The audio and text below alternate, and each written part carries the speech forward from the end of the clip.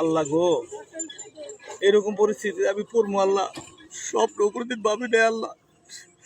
আমি চাকরি বাকরি সবার বলা পারলো আর কেমনে খাবো আল্লাহ, তুমি একটা ব্যবস্থা করো না আল্লাহ। তুমি তো রহিম রহমান আল্লাহ, তুমি তো অসীম দয়ালু আল্লাহ। ওর অবস্থা কেমন হইলো আমার।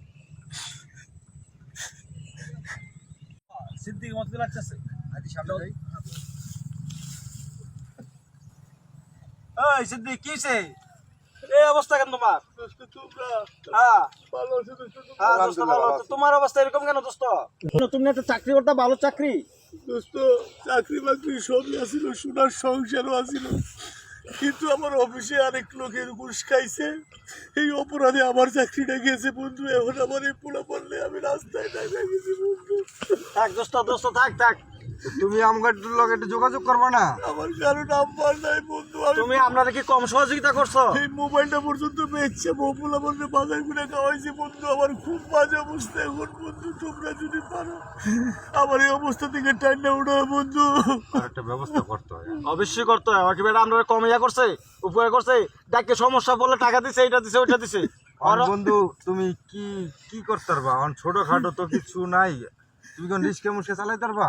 কাজ তো বন্ধু কোনো নাই, শুরু না, তোমরা যেটা করবো আমি এটাই করবো। চল দোস্ত একটা রিস্কা কিনা দেই আমার দুজনে। পড়ালেখা দুয়ে দুয়ে কি পানি খাবো? আমার পোলাপান যদি না পাচ্ছে, আমার সংসার যদি রাখ না দোস্ত, চলে। তুমি কান্না করো না, এটা আমরা দেখতেছি, তোমার একটা রিস্কা ব্যবস্থা করে দিতেছি। ঠিক আছে হ্যাঁ, চলো, বন্ধু, ঠিক আছে? তোমরা করে দাও বন্ধু, করে দাও।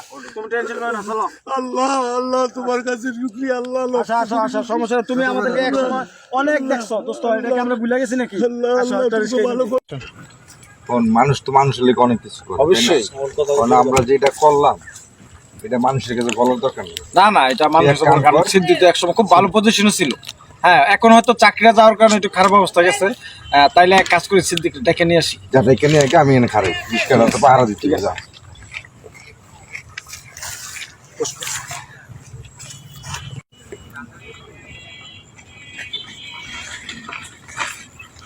বন্ধু নাও, অনেক কষ্ট করে দুইজনে এই অটো রিক্সাটা কিনে দিছি, চালায় বগুলা বললে একটু ভালো করে থাকো, আর যদি আরো কিছু দরকার আমি করে বললে। হ্যাঁ বন্ধু, তোমার কাছে আমি সারা জীবন ঋণী বন্ধু।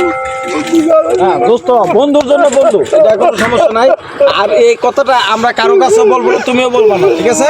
সারা জীবন এটা তুমি কি আরো বললো না? হ্যাঁ, যাও আস্তে আস্তে চালায় ফ্লামায়াকে মানুষ করো। হ্যাঁ, আর যদি সম্ভব হয় অন্য কিছু করার, ওই সময় করো না।